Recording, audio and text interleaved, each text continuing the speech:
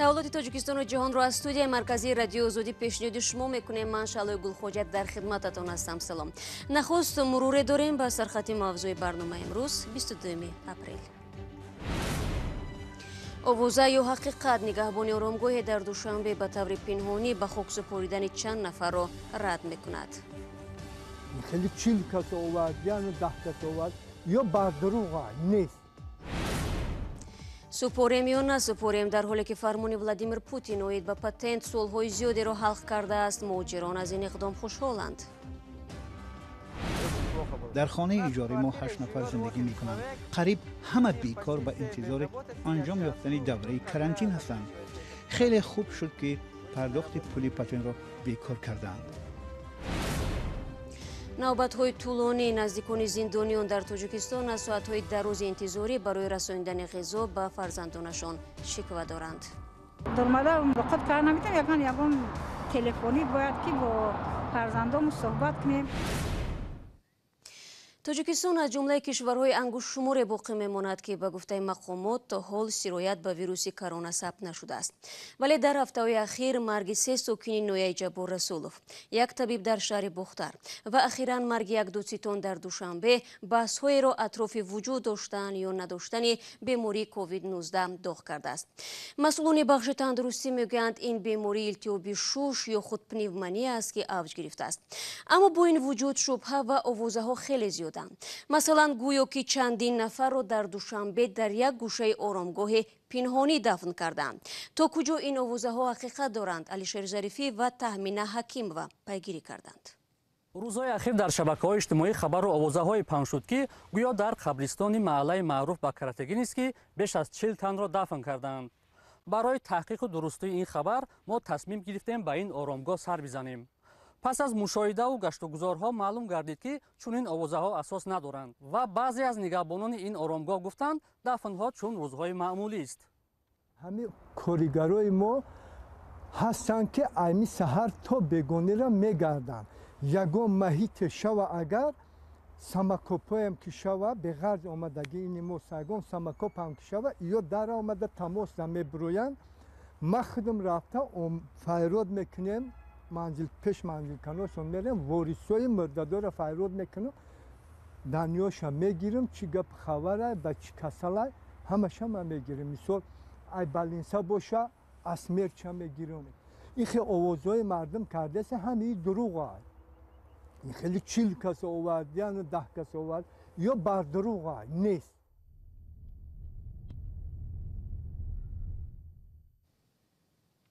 зимнан бархе аз коршиносони Созмони ҷаҳонии тандурустӣ бемории пневмонияро яке аз шаклҳои зуҳури COVID-19 мешуморанд.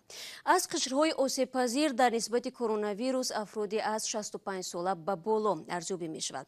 Дар он кишварҳое ки ин вирус хуруҷ кардааст, қабл аз ҳама ба афроди ҳамин сину сол тавсия дода мешавад ки бе зарурат манзилҳои худро тарк накунанд. дар Тоҷикистон шумораи онҳое ки бознишаста ҳастанд садҳо ҳазор нафаранд. оё онҳо дар бораи хатари вируси COVID-19 чӣ медонанд? барои Юсуфӣ гузориш медиҳад. муҳаммаҷони 60 сола ва Исматуллои 69 солаи сокинони Душанбе маҷбуранд ки ҳар рӯз барои харид кардан ба кӯча бароянд. онҳо аз таҳдидҳои коронавирус дар ҷаҳон ва Тоҷикистон огаҳанд ва паёмади нохуши он махсусан барои афроди калонсолро медонанд. хай чӣ кунем дар ҳами қимати маҷбурӣ ки бирои ягон ҷо як чизи арзон биёӣ бихарӣ. охир мо пенсиямон омаги 248 сумай. баъд пенсионер чӣ хел зиндагӣ мекуна, баи қувват мегира ки касалӣ нақапашад. таваккал ба худо чизе ки бошад. дар кӯчаҳои Душанбе аҳёнан ба мушоҳида мерасад ки бахусус калонсолон одеттарин ниқоби тиббӣ ба рӯй пӯшида бошанд, вале теъдоде мегӯянд дар кӯча худро аз таҳдиди сироятшавӣ ба маризиҳо эҳтиёт мекунанд. бережёного Бог бережёт, как говорится. тавре мегӯянд эҳтиёткорро худо ҳам нигоҳ медорад. худро эҳтиёт кардан зарур аст. ман ба кӯча баромадам ки лолаҳоро тамошо кунам. набераам мегӯяд дар хона шин, ба кӯча набаро. ман мегӯям майлаш ҳозир ба хона меоям, дигар берун намебароям. Ладно, сейчас пойду и все, и пойду домой и больше не буду выходить. табибони сироятшинос таъид мекунанд ки воқеан ҳам бузургсолон дар баробари бемории COVID-19 ба гурӯҳи риск ва ё осебпазир шомил мешаванд. бештар ба ин беморӣ сину соли аз 60 боло گرفتار میشوند این هم وابسته است به بیماری‌های همردیفی که این شخصان دارند. این بیماری همردیف میتواند بیماری دل باشد، بیماری‌های گرده باشد، مزمن گرده، بیماری‌های مزمن راه‌های نفس باشد، دیگر که هنگام گرفتار شدن به بیماری کرونا ویروس همه بیماری‌های همردیف خروج می‌یابند. این میتواند باعث وسیع شوی حالت را رساند. در تاجیکستان تدابیر پیشگیری از سرایت شوی ویروس کرونا و تبلیغ احتیاطکاری جدی به نظر می‌رسد. رئیس جمهور امامعلی رحمان نیز هفته پیش ضمن سخنرانی در پارلمان تاکید کرده بود که فکر نکنید در تاجیکستان کرونا ویروس نآمده است و بی‌پروا باشید. در ضمن به افراد از 65 ساله بالا توصیه داد که در خانه نشینند تا حیات خود را احتیاط کنند. با گذشت هفته‌ها از اعلان رژیم карантин در روسیه تعداد مهاجران تاجیک نیازمند و محتاج کمک افزایش می‌یابد.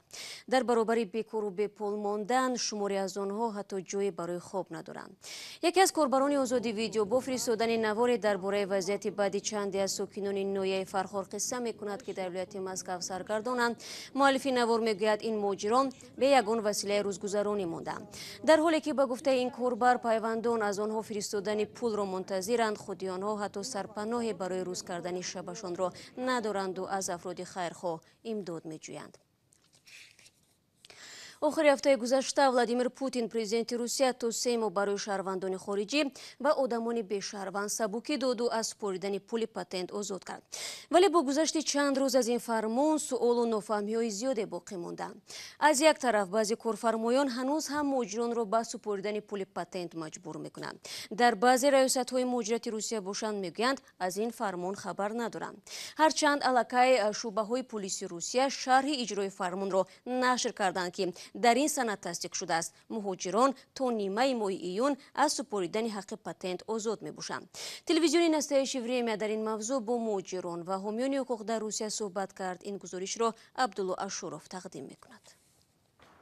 مسلم مثل صدها مهاجر دیگر تاجیک در دوره карантин در شهر مسکو بیکار و بی‌پول مانده است. فرمان اخیر پوتین درباره موقتا آزاد کردن مهاجران از پرداخت حق پتنت مسلم را خوشحال کرد. هرچند 5000 روبل مبلغ زیاد نیست، اما برای زندگی خاکسارانه یک مهاجر در یک ماه کافی است. مسلم هم اکنون با پولی برای پتنت نگاه داشتهش خوراکواری و مواد طبی می‌خرد. وقتی کارگاهمون رو بستم دریافت کار دیگر خیلی مشکل بود. وضعیت خیلی بد شد. در خانه اجاره ما 8 نفر زندگی میکنند. قریب همه بیکار به انتظار انجام یافتن دوره карантин هستند. خیلی خوب شد که پرداخت پول پتنت را بیکار کردند.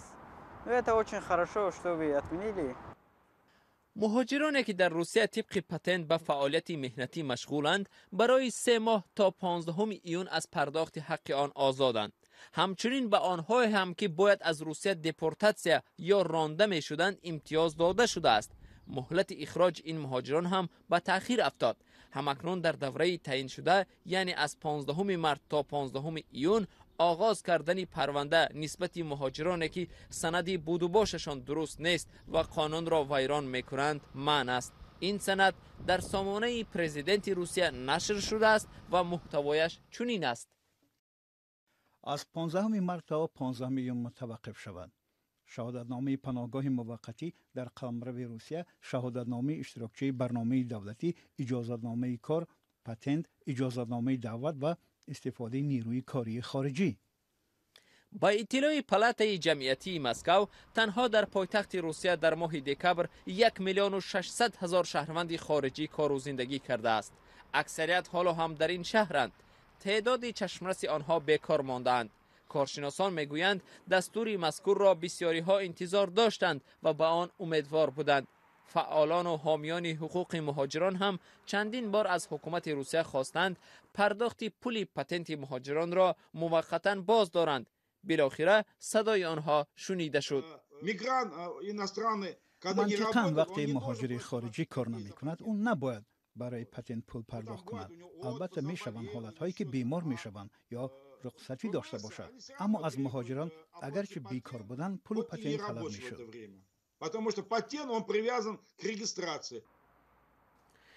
حامیان حقوق میگویند در این مورد چند سوال دیگر همانا ناروشن باقی مانده است. از جمله آیا مهلت پتنت آنهای هم که الکی مبلغ را پرداخت کردند تمدید می شود؟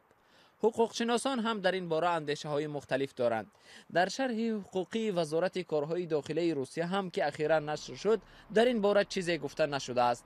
پرزیدنت فدراسیون مهاجران روسیه وادیم کاژنوف در یک مراجعه ویدیویی اید به سند اشاره شده وزارت کارهای داخلی روسیه گفت کسانی هستند که برای پتنت پیشکی پول پرداختند و در سند درباره آنها چیزی گفته نشده است.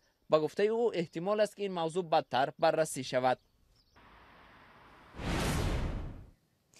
برخی از خویشاوندان محبوسان در تاجیکستان از نوبت‌پایی‌های طولانی برای رساندن غذا به فرزندان زندانیشان شکایت دارند.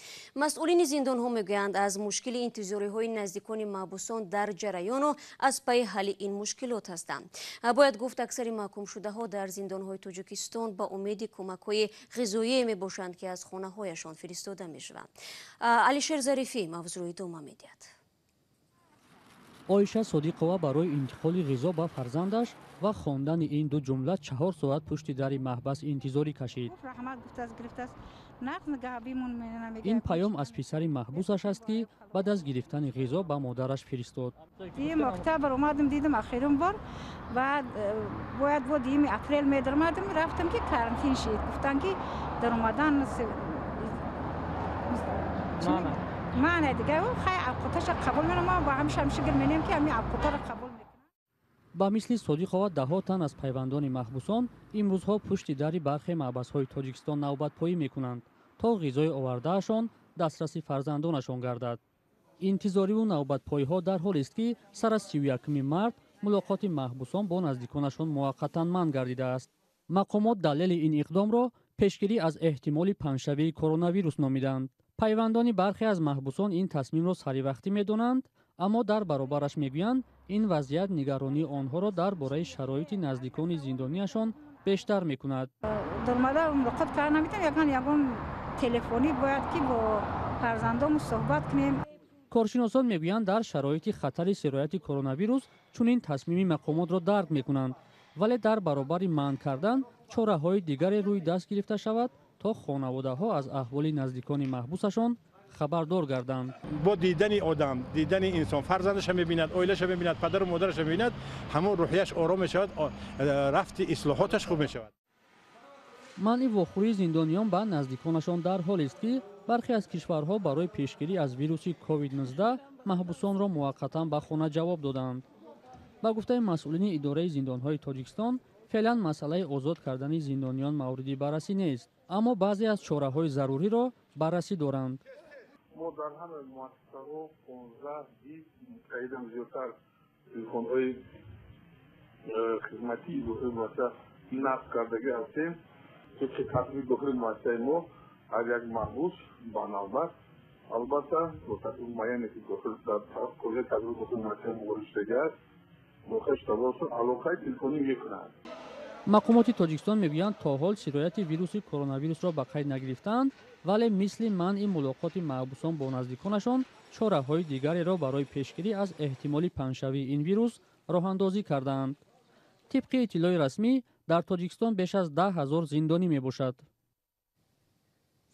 در ازبکستان سال خونشی 2019-2020 در مؤسسه‌های تحصیلاتی میانه و عالی توسط درس‌های تلویزیونی در شکل فسیلوی به پایان خواهد رسید.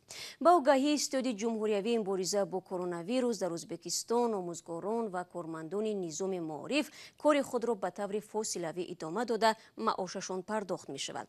ازبکستان از 16 مارت بعد آشکار شدن نخستین حالت مبتلا شوی به کرونا ویروس در تمام مکتب و دانشگاه و باغچه‌ها کارانتین اعلام کرد. این مطلب آخرین برنامه امروز بود. سپاس که تو این دقیقه ما را همراهی کردید. تا صحبت بعدی می توانید از وبسایت رادیو آزادی زیر نشانی www.azadi.org استفاده کنید. نوارای جالب در آزادی ویدیو کانال ما در یوتیوب گذاشته می شود. همزمان صفحه های ما در شبکه‌های اجتماعی در خدمت شما ایزان است. صبح فردا من همه شما را در نوید بامدادی منتظرم. تا فردا خدا نگهداری هر یک شما باشید.